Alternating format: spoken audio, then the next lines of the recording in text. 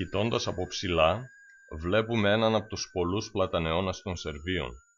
Οι πλατανεώνες συνδέουν το ορεινό με το παραλίμνιο οικοσύστημα.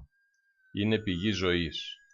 Αιωνόβια δέντρα είναι μέρος αυτού του οικοσυστήματος.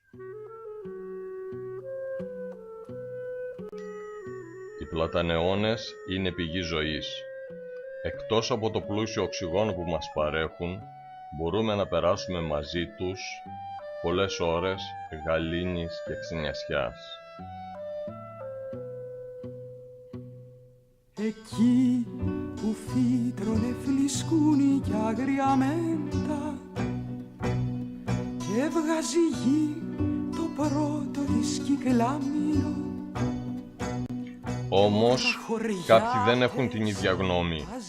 Θεωρούν ότι οι πλατανεώνες είναι χώρος απόθεσης σκουπιδιών, μια χωματερή δίπλα στα πόδια τους.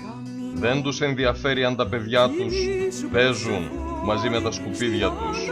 Δεν τους ενδιαφέρει αν αναγκάζουν τα παιδιά τους να ζουν με αυτά.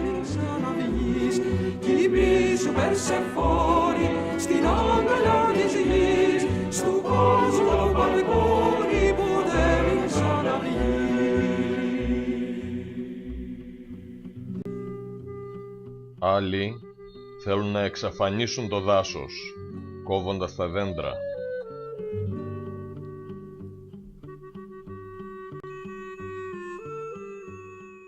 Τα παιδιά αναρωτιούνται: γιατί κόβετε τα δέντρα και μας ρίχνετε το οξυγόνο?